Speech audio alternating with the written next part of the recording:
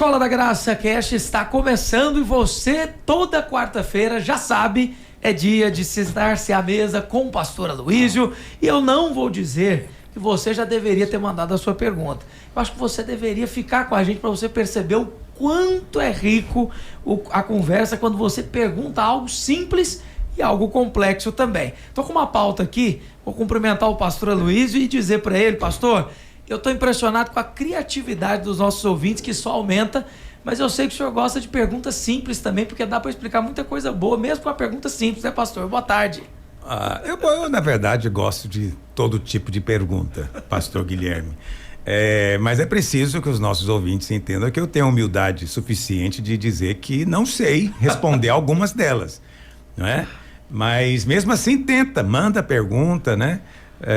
Não fique carregando dúvidas bíblicas.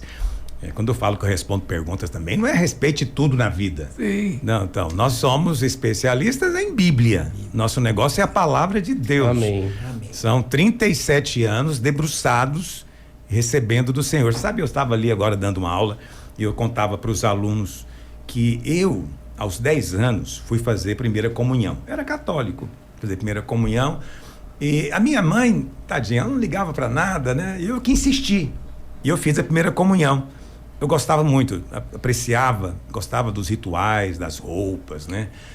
Aqueles vitrais, era uma coisa que me impressionava. As indumentárias. Aí eles me deram de presente uma Bíblia de figuras.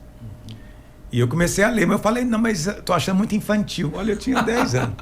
Aí, mais ou menos aos 11, eu pedi minha mãe, falei, eu quero uma Bíblia, eu quero ler uma Bíblia de verdade. E ela arrumou um Novo Testamento para eu ler. Olha. E eu, com 11 anos de idade, eu li o Novo Testamento. E minha mãe dizia, mas ninguém está lendo o Novo Testamento, nenhum dos seus amigos lê a Bíblia. Por que você lê a Bíblia? Eu falo, não sei. Eu tinha uma curiosidade. Aleluia. Então, na verdade, meu relacionamento com a palavra de Deus vai antes da minha conversão. Amém. Antes, Amém. eu já lia. Aleluia. Quando eu me converti aos 12 anos, eu já tinha lido o Novo Testamento. Pois é. E me colocaram numa sala de crianças na igreja. Domingo de manhã eu ia para uma sala de menino. Com 12 anos, pastor? Eu achava que eles eram muito infantis. Teve dúvida ainda, pastor? Vai dar aula para eles, né?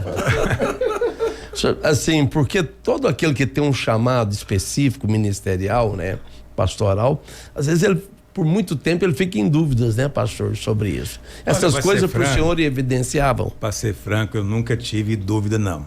Eu só tinha medo. Eu corria.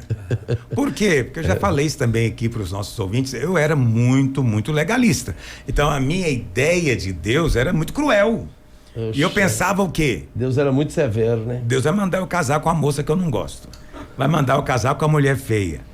Depois vai me enviar pro meio dos índios.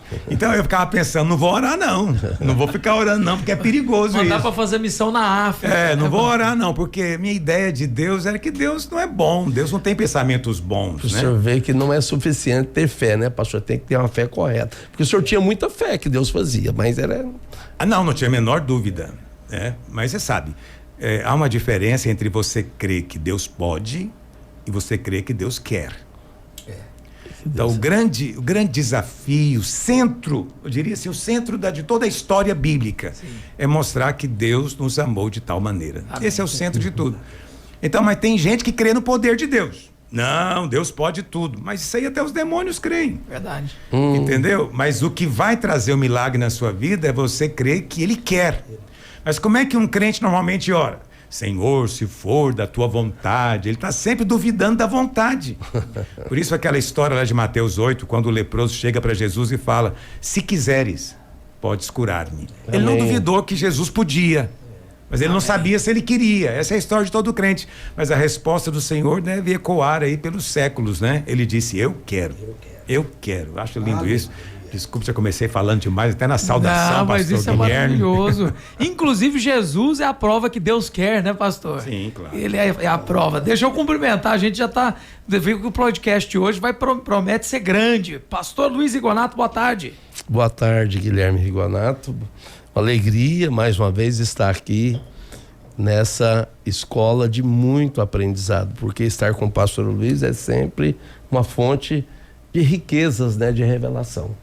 Aleluia. Com o compromisso de sempre perguntar. Pastor Marcos Mota, boa tarde, pastor. Boa tarde, pastor Guilherme. Para mim também é motivo de muita alegria, né? Poder estar aqui ouvindo o pastor Aloísio, nos colocando numa imersão poderosa, aprofundar a respeito dessa graça maravilhosa do nosso Deus. Aleluia. Para quem está ouvindo, eu só vou retificar que nós precisamos que você entre num portal para poder participar da imersão Supremacia da Graça. Deixa eu dizer, está acontecendo agora.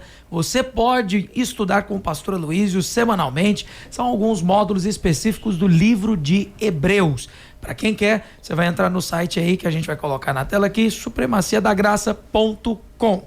Vamos iniciar então, porque tem perguntas que fazem para o pastor Aloísio semanalmente e nós trazemos as melhores aqui para que ele responda. E agora é o Pedro RS que está perguntando para o pastor. Ele diz o seguinte: pastor Aloísio, graça e paz. Eu fui criado com uma ideia, pastor, que eu tenho que lutar e me esforçar muito para conquistar uma vida melhor. Isso moldou a personalidade que eu tenho, o meu jeito de viver. Hoje, como cristão e casado, eu estou lutando para confiar mais em Deus e ainda assim, difícil abrir mão do controle, parar de me cobrar. O senhor já enfrentou alguma coisa parecida na caminhada, pastor? Como mudar mentalidade construída no esforço próprio? Olha, Pedro, todos nós vivemos em um mundo que é baseado na barganha e na troca. É assim que o mundo funciona. Então, a meritocracia, ela é a base, né, de toda a seleção de pessoal, de funcionário, de premiação, medalhas, tudo é em função do mérito. Sim. Então, essa é a maneira como nós vivemos. E aí, você agora chega diante de Deus. Mas aí, diante de Deus, é outra moeda, é outro sistema. E você tem que esquecer esse sistema natural e voltar agora para o sistema de Deus. Aí você fala, mas pastor, eu acabo esquecendo. Por que você esquece? Porque você volta para o mundo. Aí chega lá, né, o seu patrão te mostra que se você não trabalhou, você não recebe. Se você não produziu, é demitido. Né? Então você volta lá para o seu trabalho e você volta de novo a raciocinar dessa maneira. E aí, quando você volta a orar, buscar o Senhor na vida da igreja, você tem que ser constantemente lembrado. Amém. Da graça de Deus, porque nós nos esquecemos rapidamente. Rapidamente. É fácil você voltar àquele raciocínio da troca, do mérito, da justiça própria. Agora, você disse aqui que às vezes você sente mal com isso, né? E você gostaria que isso cessasse. Olha, eu não vou te dizer que vai cessar, não, porque nós temos também ao nosso derredor que a Bíblia chama de acusador. Então ele vai ficar o tempo inteiro dizendo que você não fez suficiente, não orou suficiente, não leu suficiente, você não é suficiente. Ele vai ficar te lembrando isso o tempo inteiro, ok? Mas nós o vencemos pelo sangue do Cordeiro. Então você está nessa batalha, não tem como você sair dela, mas Deus te deu as armas, ou a arma para você vencer. É o sangue que te perdoa. É guerra espiritual, né, pastor? A gente aprendendo sobre a graça, que de fato a guerra espiritual é uma guerra para combater isso que o Pedro está sofrendo, né? Que é esse sistema programado de justiça própria, né, pastor? Sim. Guerra espiritual. Sim, claro. Por isso que o sistema do mundo vai passar, né? Esse Precisa sistema do passar, mundo vai né? passar. Mas, né, você que está me ouvindo, que é empresário, hoje, nesse mundo caído, não tem jeito. Então você precisa de ser justo. E a justiça nesse mundo envolve meritocracia. Porque verdade? Tem que separar, pastor, a maneira como eu relaciono com Deus com a maneira como eu me relaciono com os homens. Não é a mesma coisa. Não, e quando você tenta trazer para os relacionamentos, né, do nosso convívio cotidiano, quando você pensa em trazer o princípio da graça, você corre o risco de tornar apenas um esquerdista, entendeu? Com a mente torta. Porque o que o esquerdista fala? Não, tem muita desigualdade. Né? Então parece que ele é tão bondoso, tão generoso, tão misericordioso, né? Vamos resolver isso, vamos acabar com a desigualdade. Mas ao fazer isso, ele é totalmente injusto. É como aquele professor que soma as notas de todos os alunos e faz uma média e dá para todos os alunos a mesma média. Quer dizer, para alguns eles estão recebendo o que não merecem, mas para outros estão tirando deles o que eles merecem. Qual que é o futuro do negócio desse? Entende? Não é legal. Alguma coisa vai acontecer lá na frente, porque o inconformismo é grande. Sim. É grande. Então, o que eles querem é isso, né? Então, é que todo mundo tem o mesmo rendimento. Parece gracioso isso, mas nesse mundo não é assim que funciona. Quem trabalha, come. Quem não trabalha, não come. Entendeu o que eu estou dizendo? Sim.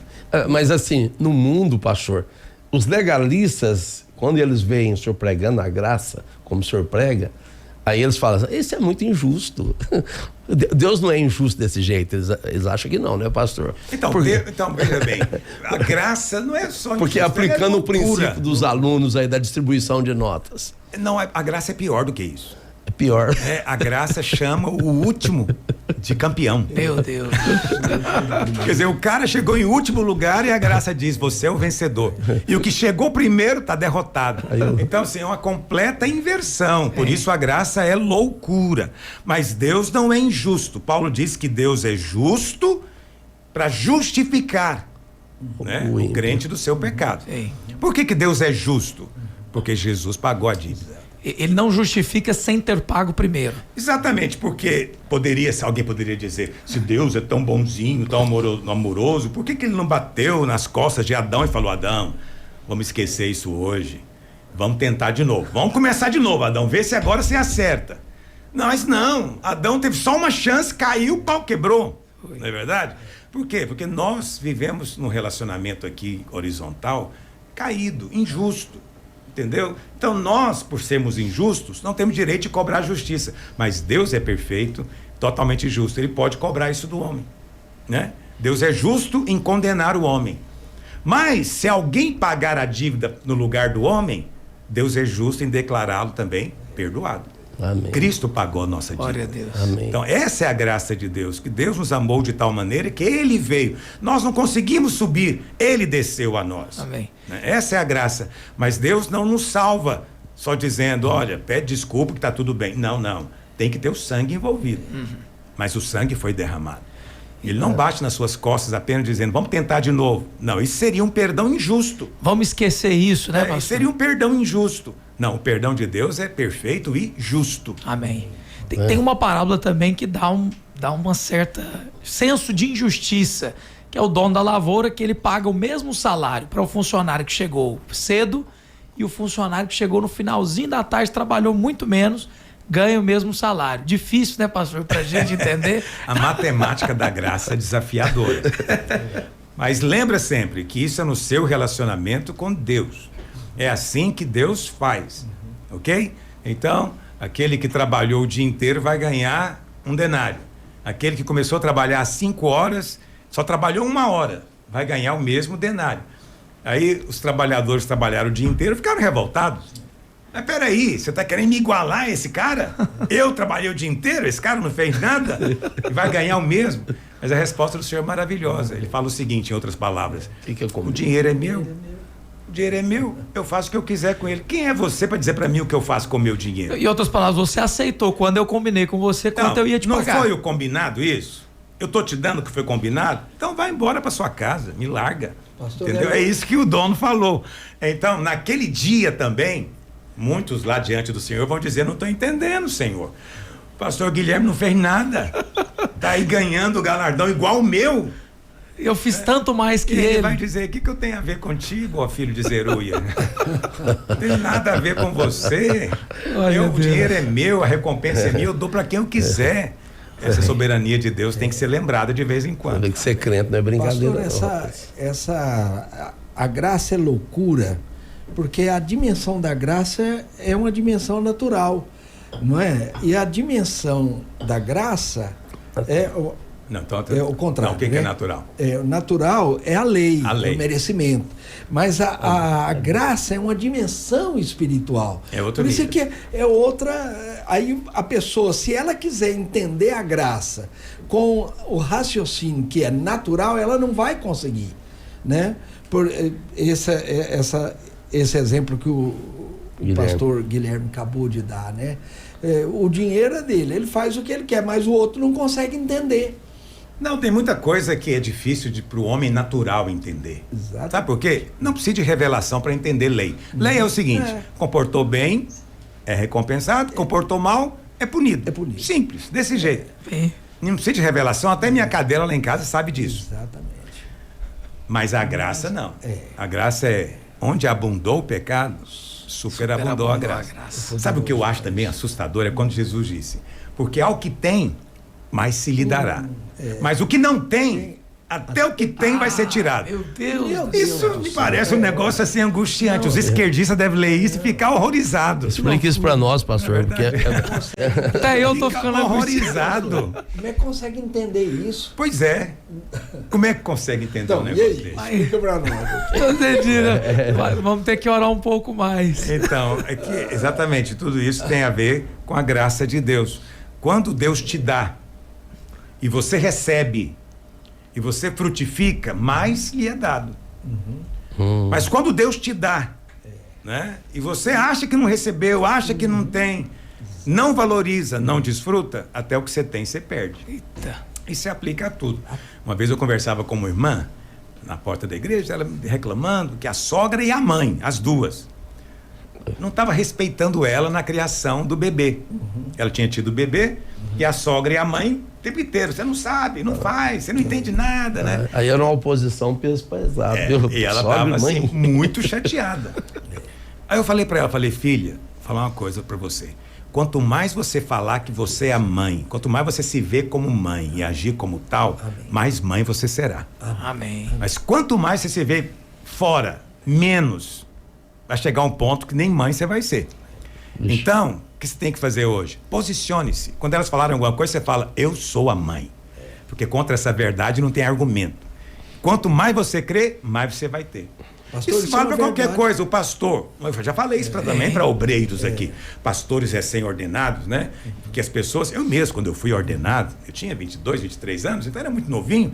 Muita gente dizia: não, imagina se ele é meu pastor, né? Mas também eu era jovenzinho, eu era pastor dos outros jovenzinhos. Mas era ruim, né? Ouvir: não, você não é pastor coisa nenhuma. Era chato. Mas desde aquela época eu entendi. Quanto mais você assumir que é pastor, andar como pastor, falar como tal, mais pastor você vai ser. Amém. Quanto menos, menos pastor você vai ser. Isso é uma verdade espiritual poderosíssima na vida da pessoa. Mas isso vai ao oposto da distribuição de renda. Bem, é exatamente isso. É claro que eu não estou aqui aplicando, né, nesse mundo natural, mas é para mostrar que o nosso reino é outro, Nós com outros valores. Nós estamos presos a outro tipo de padrão. Pastor, tem uma pergunta aqui por vídeo. Nós vamos colocar na tela agora. O pastor Aloysio responde do Escola da Graça Cast. Vamos lá.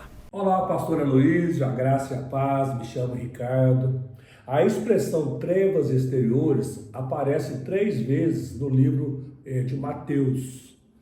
Ela sempre vem acompanhada de uma advertência severa. Na sua opinião, trata-se de uma advertência para aqueles que são negligentes ou rejeitam a graça? Ok, Ricardo, olha, de fato você tem razão. Ocorre 3 vezes no livro de Mateus essa expressão, né, de ser lançado nas trevas exteriores, né? A primeira na parábola da grande ceia, Sim. que apareceu um cidadão lá sem as vestes nupciais. Sim. E o Senhor fala: amarra ele com os pés e as mãos e joga lá fora. É duro, hein? O cara Meu tava Deus na do festa. céu. Essa é a maneira terrível de expulsar penetra, né? Penetra entrou, rapaz, ele foi Amarra. jogado amarrado lá de fora. Não é brincadeira. Isso significa que a festa é um lugar fácil de entrar. Depois é mencionado na parábola das virgens, né? Que é aquelas que ficaram, que a porta estava fechada, também ficaram ali lá de fora. E depois na parábola dos talentos, o servo que enterrou o talento também é lançado lá. Então, a primeira coisa que você tem que levar em conta é o seguinte: todas as 3 menções acontecem numa parábola. Parábolas são linguagens especiais na Bíblia e que têm uma interpretação própria. Então, a parábola por si só, ela já nos passa a ideia de algo alegórico. Sim. Não é literal. É uma história que vai te ensinar uma lição. Então, você não deve levar, né, ao pé da letra tudo que está na parábola. Você deve entender o seu sentido geral. Ok? Então, na parábola das virgens, por exemplo, qual que é o sentido geral? O sentido geral da parábola é que tinha 10 virgens, ou seja, todas virgens. Não tinha prostituta lá, tudo era virgem. Não tinha adúltera. Mas a diferença entre elas era uma diferença, assim, tão, na minha opinião, tão difícil de definir. Só Deus mesmo. 5 sábias e 5 estúpidas. E o que diferenciava, o que mostrava a sabedoria delas? É que as sábias, elas levaram um azeite extra. Porque elas não sabiam quanto tempo teria que esperar, tinha um azeite. As tolas só levaram o azeite na própria lâmpada, não tinha azeite extra. Isso só que definiu. Então, é óbvio que quando fala de noiva está se referindo a algo da igreja.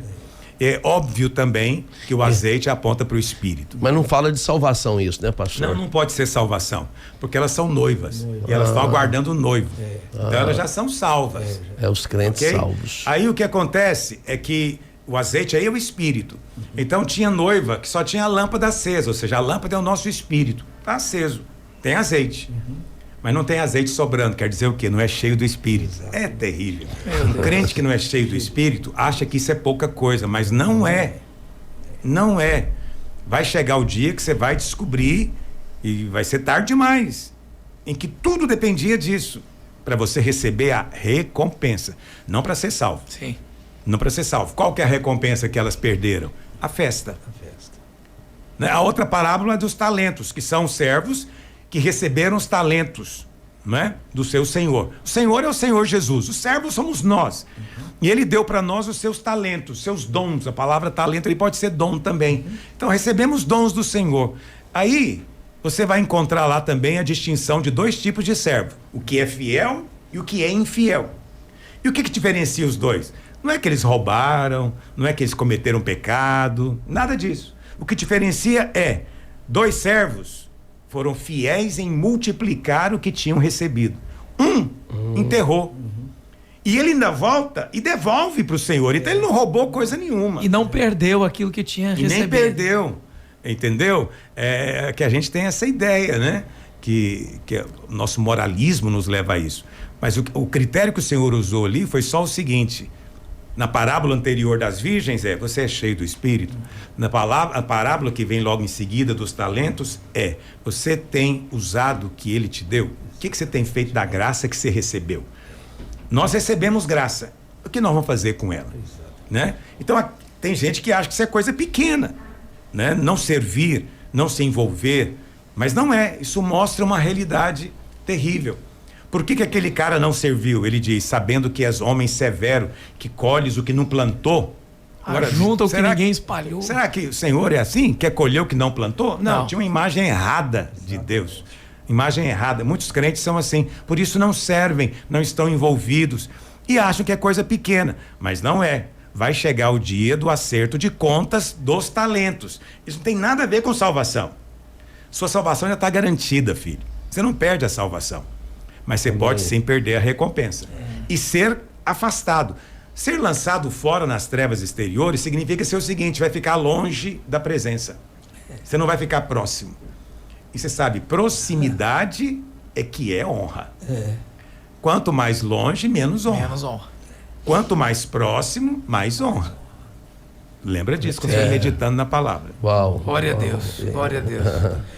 São trevas exteriores, né, pastor? Então, onde tem luz é onde o Senhor está. Está longe da luz, distante. Pastor, as pessoas entram em muitas dificuldades, estou falando de proximidade, né? Afinidade.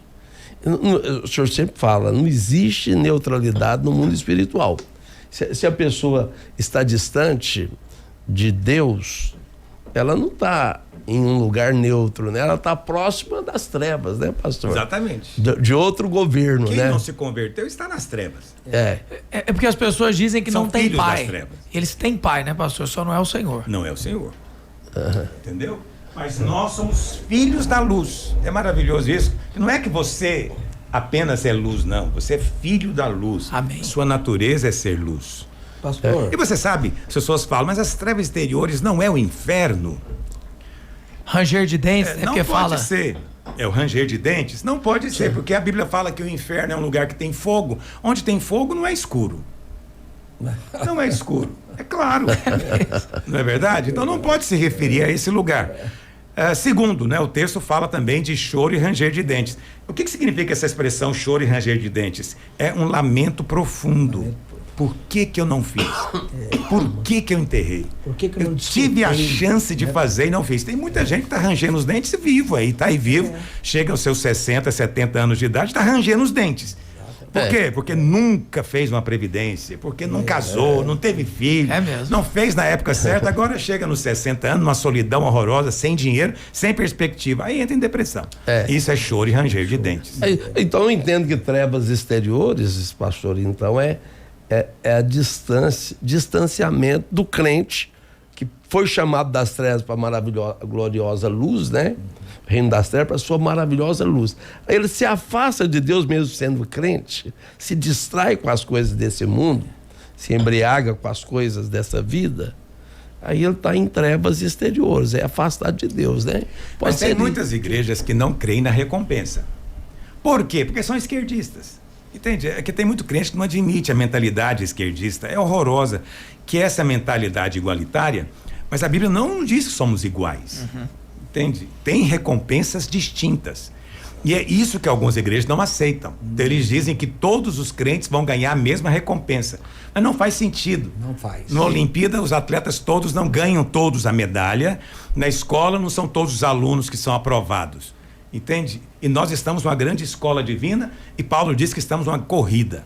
E não são todos que ganham o prêmio. Então essa história de você ficar aí se iludindo, pensando que no céu não vai ter isso, mas a recompensa é para todos igualmente, é falsa. A coroa não é a mesma, né, pastor? A coroa são posições.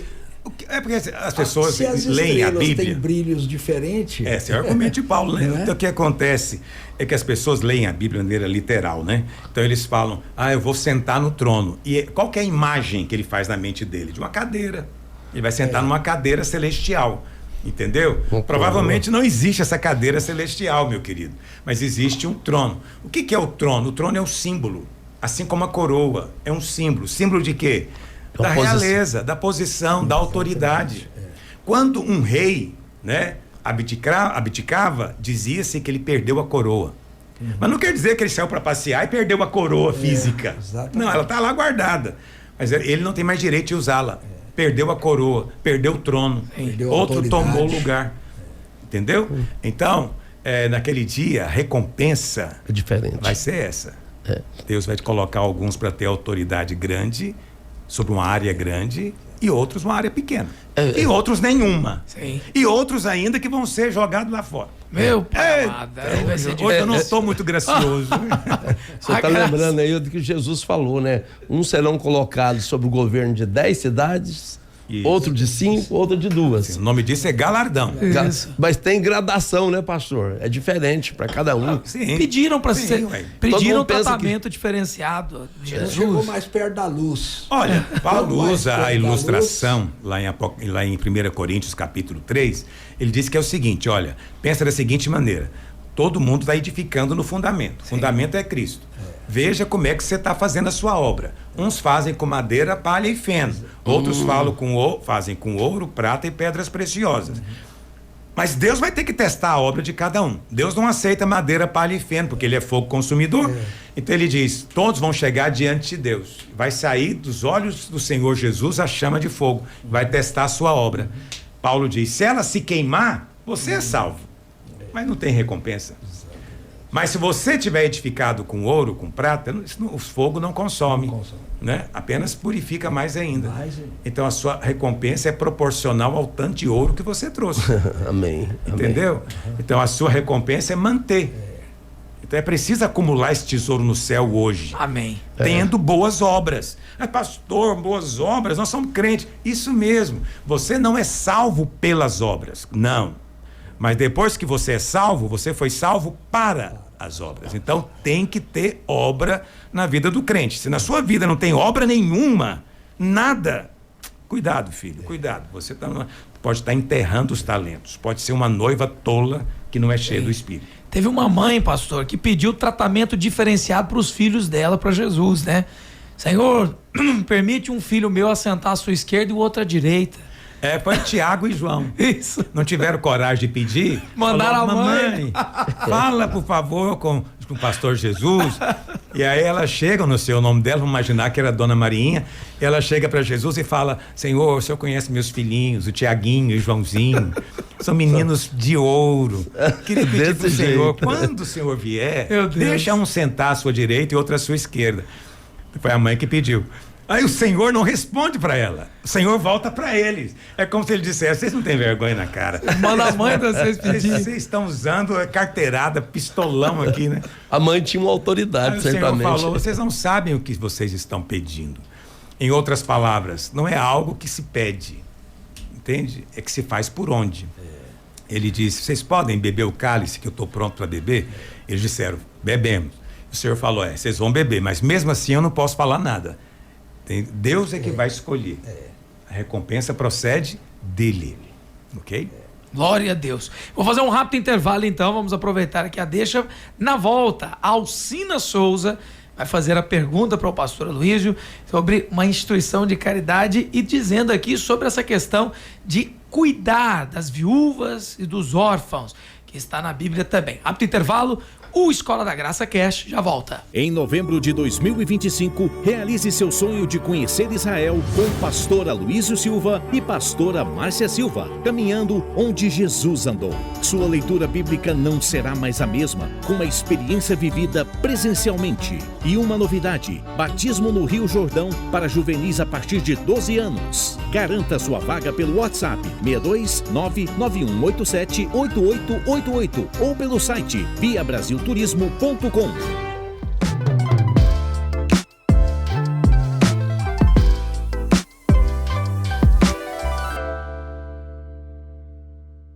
Voltamos aqui, o segundo bloco do Escola da Graça Cash. Para você que manda a sua pergunta, saiba que você tem que seguir o nosso pastor nas redes sociais. É por lá que nós vamos pegar tanto as dúvidas como também alguns vídeos que você assiste aqui dos irmãos perguntando. Então, entra lá no @Aloísio A. Silva, o Instagram do nosso pastor, e no YouTube do pastor Aloísio. Como também está aberto aqui, ó, as inscrições para a Supremacia da Graça.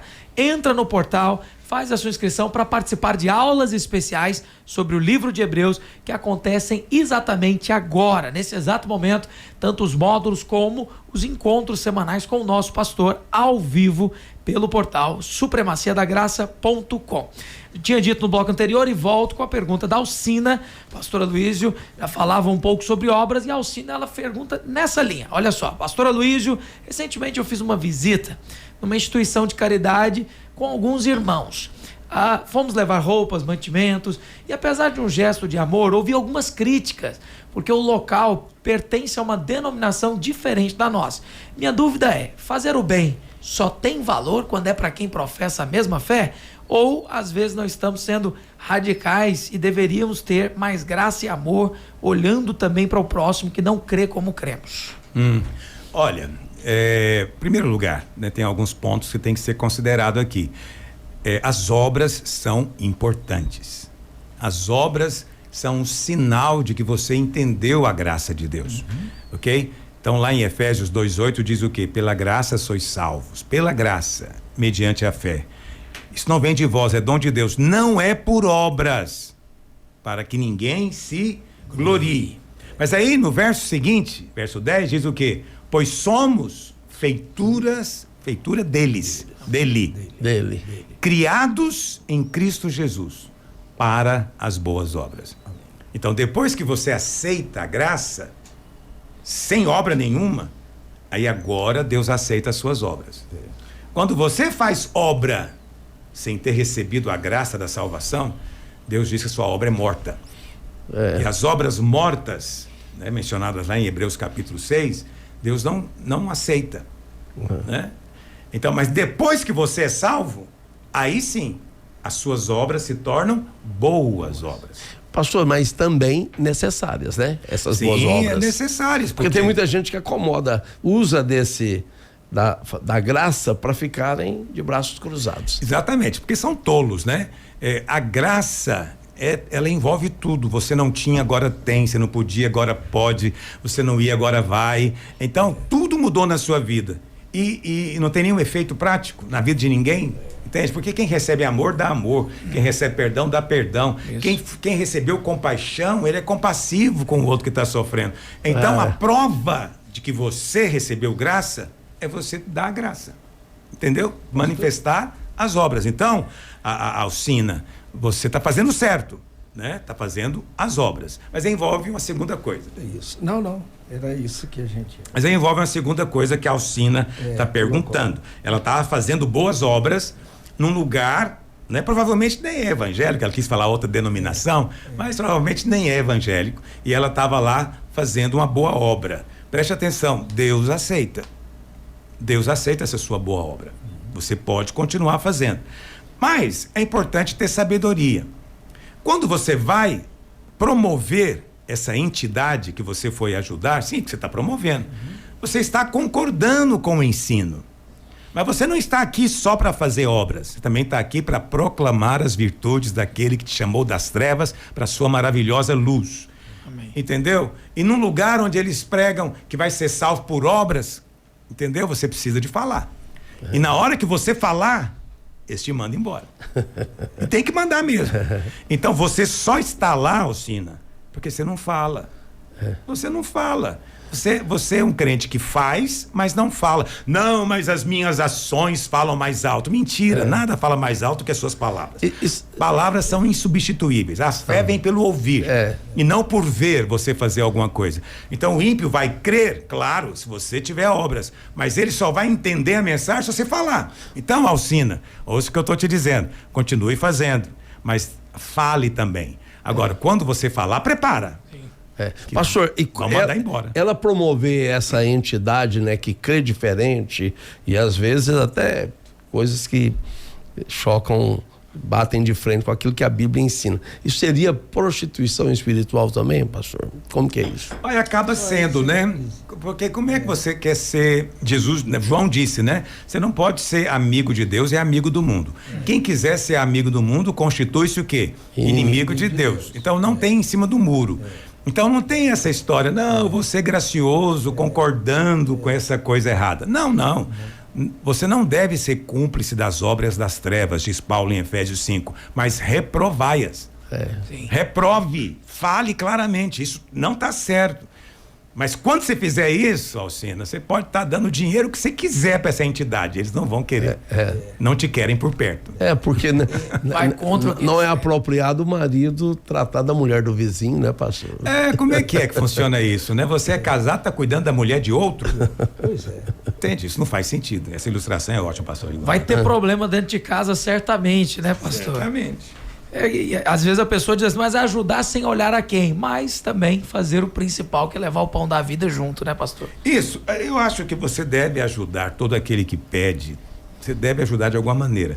Eu tenho um princípio comigo, eu nunca digo não se eu posso dizer sim.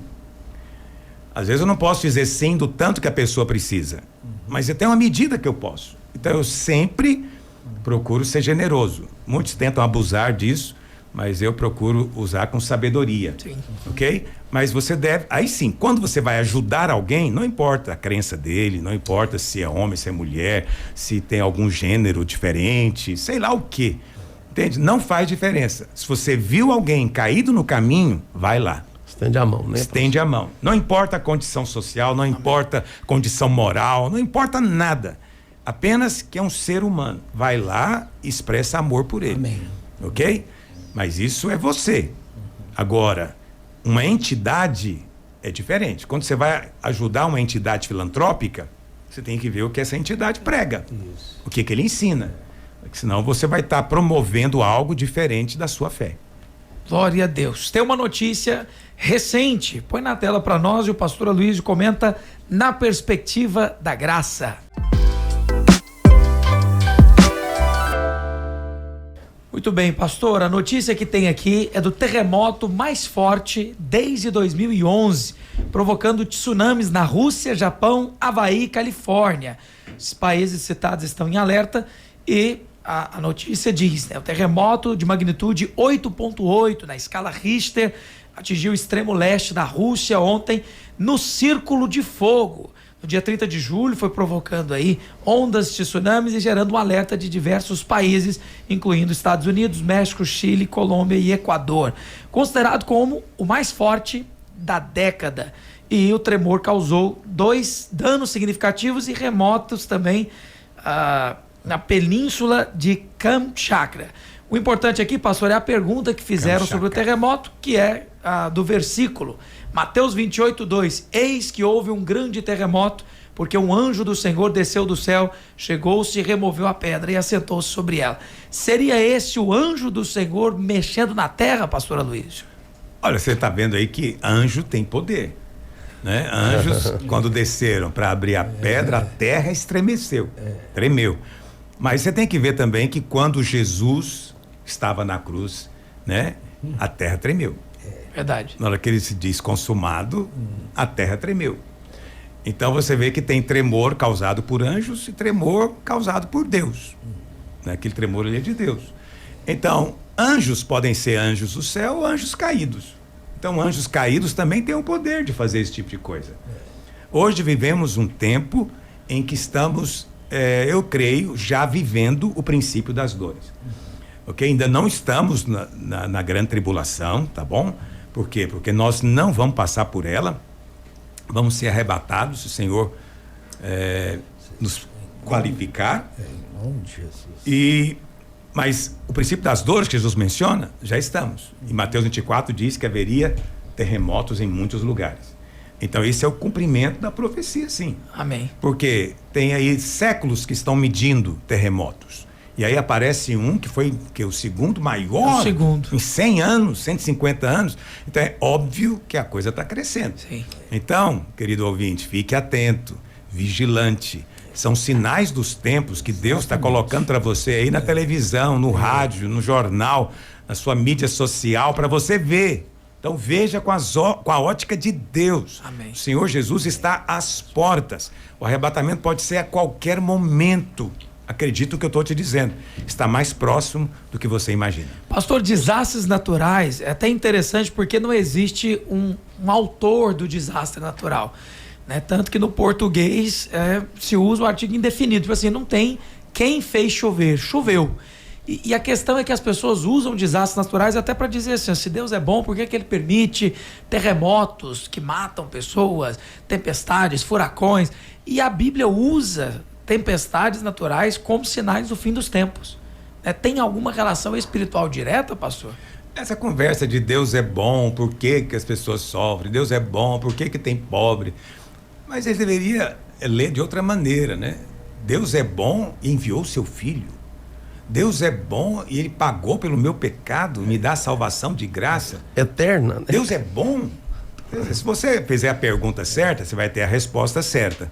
Mas como a pergunta é uma pergunta, na verdade, insolente, atrevida, não é? Ele está, na verdade, dizendo o contrário. Deus não é bom coisa nenhuma. Então, eu disse para você aí no começo do nosso podcast, né? Conhecer o amor de Deus é um ponto central da Bíblia. De Gênesis a Apocalipse. Conhecer a bondade de Deus. Mas o homem perverso, ele insiste em dizer que tudo isso que acontece no mundo é ação divina. Mas não é. Lá no Éden, Deus deu para o homem escolha. E o homem escolheu. Escolheu o quê? A morte.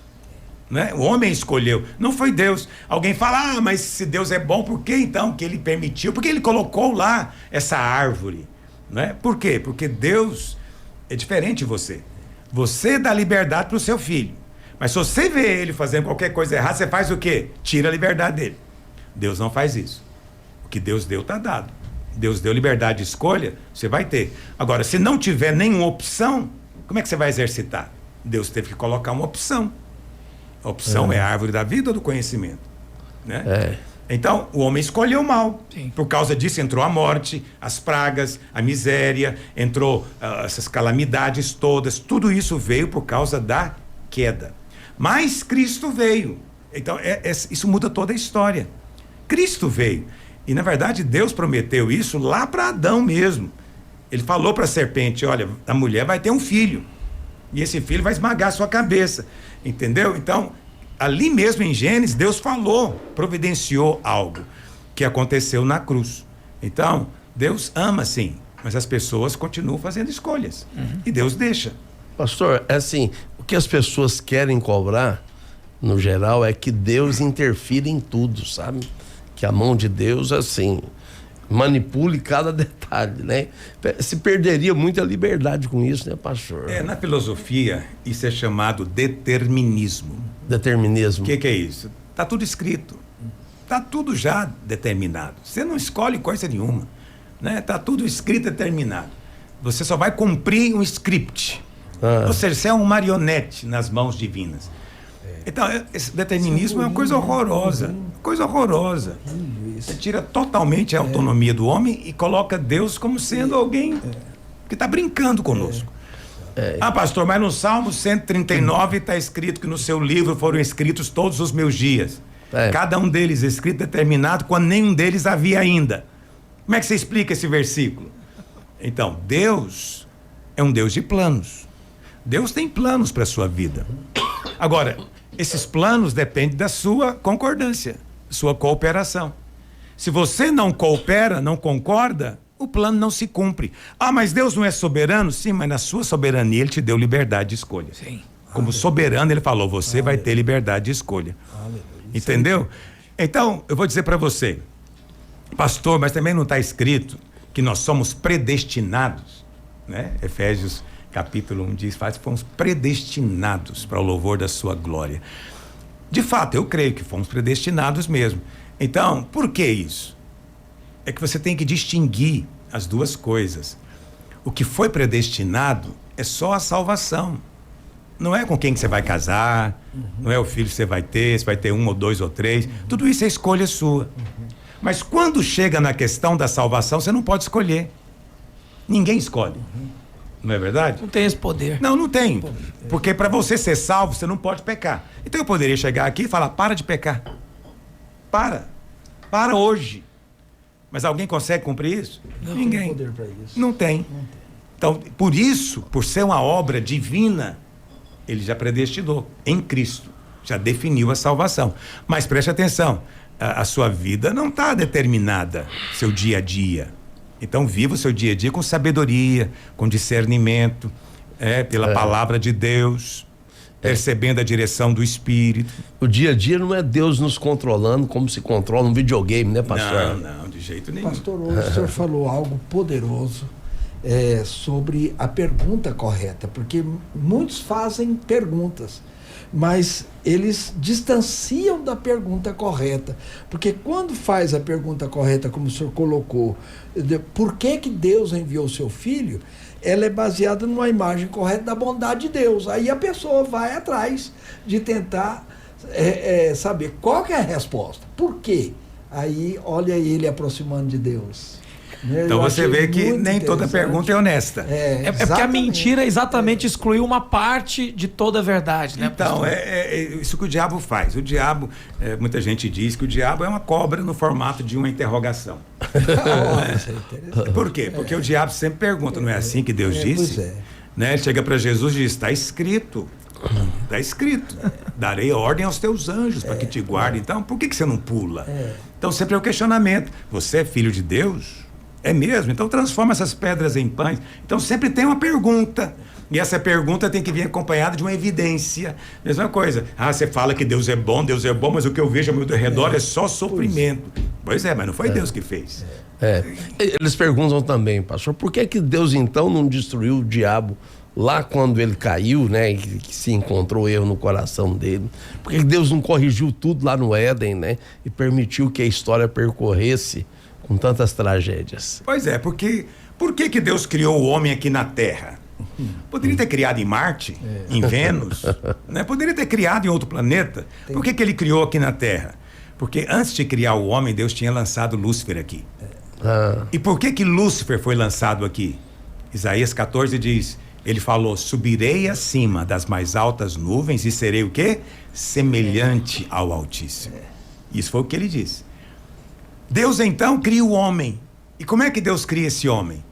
a sua imagem e semelhança. Mas ele faz o homem do pó da terra, ele faz o homem de barro. Mas Lúcifer é um principado, poderosíssimo, não é? E aqui não é nem um elogio. E o homem não. Mas só que tem uma diferença. Um belo dia, Lúcifer vem andando na terra, como ele diz lá para Jó, né? Lá em Jó, rodeando a terra e passeando por ela, e ele vê um jardim que não estava lá. E de repente ele vê alguém andando, ele chega mais perto, ele fala, é Deus que vem ali. Deus está aqui andando. Ele chega mais perto e vê, não é Deus, mas é cara de um focinho do outro, como diz o goiano. Parecido demais, semelhante. Em outras palavras, tudo que eu quis ser, semelhante ao Altíssimo. Olha ali um que é. E nessa hora ele se encheu de quê? De ódio e de inveja. Mas por que Deus criou o homem aqui do pó da terra? Porque Deus tinha um problema, né? Teve uma queda, teve uma rebelião. E o homem foi criado para quê? Dominar, sujeitar. Não é o que está escrito? Sim. Dominar. Ah, mas pastor, lá fala para dominar sobre os répteis, sobre os peixes, etc. Mas o que você acha que o diabo é? Um réptil, uma cobra. Entendeu? Então o Senhor criou o homem para representá-lo. Deus não quer ele mesmo vir derrotar o diabo. Isso é grande, Por viu? que Deus não quer ele mesmo, pessoalmente, derrotar o diabo? Porque é uma briga injusta. O diabo é pequeno demais para brigar contra Deus. Né? O que Deus faz então? Deus cria um homem do pó da terra, do barro, muito pequeno. Porque o que é glória? Glória é o menor vencer o maior. Verdade. O maior vencer o menor não é mais do que obrigação. O maior vencer o menor, às vezes, dependendo da surra, é até vergonhoso. Todo mundo fica com raiva dele. Mas quando o Davizinho derruba um gigante, isso é glória. Aleluia. Então o que Deus queria mostrar? Sua glória. Entende? Através de vasos de barro, manifestar o seu poder aos principados e potestades. Aleluia, meu Deus do céu. Isso é tremendo e grande, viu? Meu Puxa Deus, prepara o corte, hein? Muito bem, para caminhar para o final do programa, então, a última pergunta no Isso Tem Graça. As perguntas mais engraçadinhas a gente deixa sempre para esse bloco, ou pelo menos exóticas, né? E é o caso do Ezequiel Andrade de Santa Helena de Goiás. Ele diz assim, pastor Aloysio, esses dias eu ouvi uma pregação que estava criticando aquela prática de usar a Bíblia como se fosse um oráculo. Tipo assim, fecha os olhos, abre qualquer página, aponta para um versículo esperando uma resposta imediata de Deus, seja sobre o dia, uma decisão, até aumento de salário no trabalho. Isso é mesmo errado, pastor? O que realmente importa não é estar lendo a Bíblia, mesmo que seja dessa forma? Qual o limite entre buscar uma direção espiritual e transformar a Bíblia em um tipo de superstição? É muito ruim, é um negócio assim, Ezequiel, assim, horrível, mas é uma prática pentecostal, mística, muito difundida. E alguns dizem, não, Deus falou comigo dessa maneira e eu não duvido. Mas Deus espera que você cresça. A Bíblia não é um baralho para você usar e, pela sorte, ver o que será que Deus quer dizer. Então, quando você faz isso, você está mostrando extrema imaturidade. Ah, pastor, por que alguém faz isso? Para saber a vontade de Deus. Normalmente a pessoa faz isso para saber, eu caso ou não caso, faço um negócio ou não faço, viajo ou não viajo, vou emigrar para os Estados Unidos ou não vou, entendeu? Ele quer saber de Deus. Agora, vamos ler na Bíblia como é que você sabe de Deus? Olha o que diz, Colossenses 3,15. Aqui fala as maneiras de você conhecer a vontade de Deus. Primeiro, seja a paz de Cristo o árbitro em vosso coração. O que é o árbitro? O juiz. Então, a primeira maneira como Deus fala com você, ô Ezequiel, é assim, pela paz. Quando você perde a paz, para. Não continue. Só faça debaixo de perfeita paz. Mas a paz não é suficiente. Aí o texto continua, verso 15, 16. Habite ricamente em vós a palavra de Cristo. Ou seja, eu sigo a paz, mas eu também me encho da palavra. O que é habitar ricamente? Quer dizer que eu leio muito, eu conheço muito, o máximo que eu posso. E à medida que essa palavra habita ricamente em mim, eu vou entender a vontade de Deus para muita coisa. Amém. Porque já está escrito. Eu não preciso de esperar ele vir me contar. Mas o texto não para ainda. Ele diz, instruí-vos e aconselhai-vos mutuamente em toda a sabedoria. Então, você quer saber a vontade de Deus? Siga a paz. Depois, enche-se da palavra. Depois, receba aconselhamento maduro, Sim. sábio, tão simples. Está escrito na palavra de Deus, não é verdade? E depois termina dizendo o que? A quarta maneira, louvando a Deus com salmos, hinos e cânticos espirituais. Isso aí lá em Efésios 3,18 produz o quê? Enchimento do Espírito. Nós somos cheios do Espírito falando com salmos, hinos e cânticos espirituais. Então a quarta maneira é sendo cheio do Espírito. Quem é cheio do Espírito é conduzido pelo Espírito. Aleluia. Glória a Deus. Aí, Márcio, você gosta de pregação? Já tem uma pregação para Glória a você. Deus. 4 tópicos. As palavras, o Homem a lenda da aconselhamento pregação, mútuo e o enchimento do aleluia. Espírito Santo. O Espírito Santo, tá tudo aqui, tá escrito. Precisa de eu sair procurando um versículo? Precisa de eu querer embaralhar aqui para saber? Não, já tá escrito, leia, aprenda. A Bíblia é fascinante, pastor, porque ela entrega coisas tão simples, né? E essa simplicidade é uma grandeza impressionante, né? Não precisa de ir para as vãs filosofias, né, pastor? Exatamente, e nem pro misticismo. Nem para o misticismo. Né? Tem uma irmã, vou encerrar contando essa historinha, muito querida minha, deve estar até me ouvindo aqui agora. Ela, muitos anos atrás, morava num apartamento. E um dia eu falei, né, dessa coisa, de você não pode embaralhar a Bíblia. Mas ela chegou para mim e falou, pastor, eu não faço o que você falou. Não, eu não. Na minha casa é assim. Eu pego a Bíblia, coloco ela em cima da mesinha da sala e depois eu abro a porta. E eu falo pro Espírito, sopra. Aí eu deixo o vento baralhar a Bíblia ali de um lado pro outro, slap. Não sou eu, pastor. É o vento que tá É soprando. o vento do Espírito. Aí depois de algum tempo ela diz, sim, Senhor, basta. E aí ela vai lá e fecha a porta e abre a Bíblia. Aí ela fala, então tá vendo, não fui eu. É o vento do Espírito. Ela nem abre, né? Eu Ela falei, olha irmã, onde... você tá num estágio mais elevado ainda Meu do Deus misticismo. do céu. Tá pior, muito pior, né, do que o outro que embaralha. Tem uma outra história que isso aconteceu também. Porque você sabe, tá cheio de profetas aí espalhados aí, principalmente na periferia da cidade, que os irmãos vão lá consultar, porque querem saber a vontade de Deus. Não estou dizendo que elas não são de Deus, não. Estou apenas dizendo que é um risco isso. Por quê? Porque pode ser que a pessoa não tem nada para dizer, mas você está lá, né? Você vai ajudar e tal. Ela fica na obrigação de ter. Aí nessa hora a carne entra em cena. Mas aí essa irmã, uma profeta muito conhecida, as pessoas iam lá e faziam fila para receber a profecia. Os primeiros, ela dava a profecia.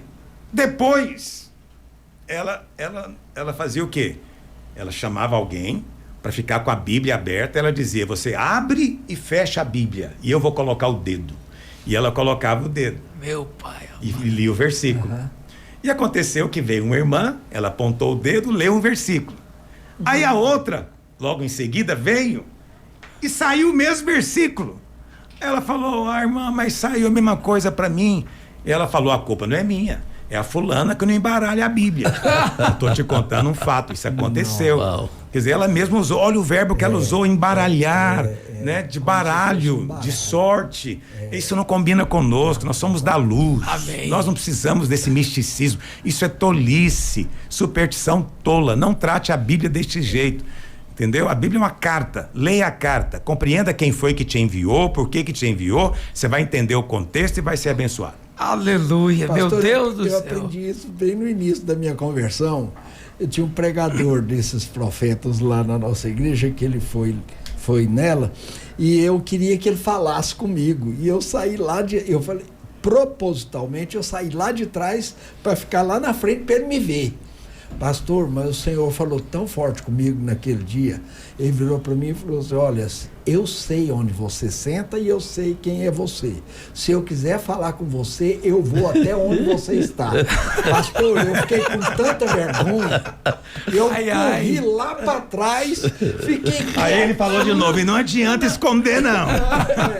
Mas foi muito interessante que a hora que eu sentei, passou um pouquinho, o profeta falou comigo. Olha que eu falei, meu Deus, nunca mais eu faço. Todo mundo isso tem na minha histórias vida. com profetas, né? Mas o Marcos Mota tem uma característica que a gente reconhece com facilidade. Ele é humilde. É humilde. Ele é humilde. Fácil do Espírito Santo destruir. Aleluia.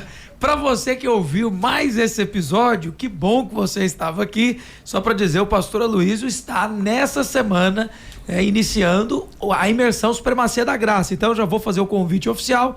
aqui o portal supremaciadagraça.com, e todo domingo tem live, né, pastor? Se alguém quiser participar, só entrar ao vivo com o pastor. Só quem fez a sim, quem estiver no portal. Mas eu digo assim, se alguém quiser estar na live, entra aqui agora no portal. Se inscrever. Se inscreve para poder participar. O livro de Hebreus, que inclusive é um dos estudos mais esperados pelos irmãos.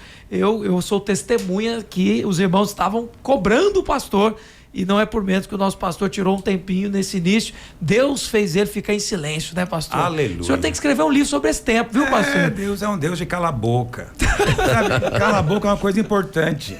É importante que quando você fala muito, você não ouve.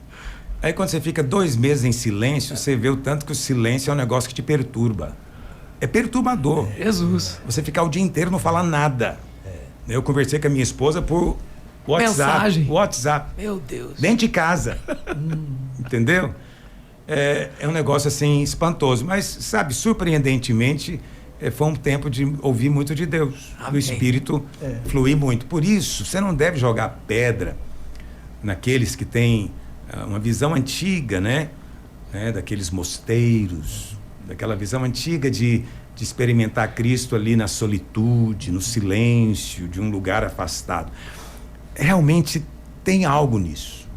Eu te digo por experiência. Tem algo poderoso em você se retirar. Amém. Ficar no silêncio para ouvir de Deus. Só contemplando. Existe. Acredite em mim. Porque a gente às vezes vem falar dos monges, né? Que ficam, a gente pensa, poxa vida, né? Ele deveria estar lá fora, né? Na mídia, né? Lacrando tudo. Pois é. Mas hoje em dia eu respeito esse pessoal. Amém. Mas também é o valor da idade, né? A idade ajuda. Com muita certeza, meu Deus. Não, e ouvir do senhor, eu já quero ouvir como foram 2 meses do pastor Aloísio. Oh, Deus. Você vai ouvir. Eu quero ouvir. Na imersão de Hebreus. 2 meses no silêncio, debruçado sobre Hebreus, né? Aleluia. Foi isso mesmo que aconteceu. Glória a Deus. Pastor Aloísio, muito obrigado. Podcast Escola da Graça é sempre um presente de Deus para nós. Semana que vem estamos aqui. Amém, pastor Guilherme. Estaremos juntos, se o Senhor permitir, pela graça de Deus, para poder compartilhar com você mais um pouco do amor e da graça de Deus, que é melhor do que a vida. Acredite nisso. Amém, amém. Pastor Marcos Mota, um forte abraço, até o próximo podcast. Até o próximo. Muito obrigado, pastor Guilherme, pastor Rigonato, pastor Aloísio, né? Por essa graça de podermos ouvi-lo falando a respeito da graça do Senhor. Aleluia. Pastor Luiz Rigonato, até o próximo podcast. Até o próximo podcast, Guilherme. Eu sempre falo, viu, Guilherme, que sempre penso nisso, né? A gente não é mais o mesmo depois de um momento como esse, porque é muito enriquecedor e abençoador estar diante do pastor Aloísio, aqui ao lado do pastor Marcos Mota também, aprendendo dessas riquezas preciosas da palavra de Deus. Aleluia. Se você é sempre abençoado, mostra que você é abençoado seguindo o pastor nas redes sociais e mande a sua pergunta e a sua mensagem. Forte abraço, até semana que vem.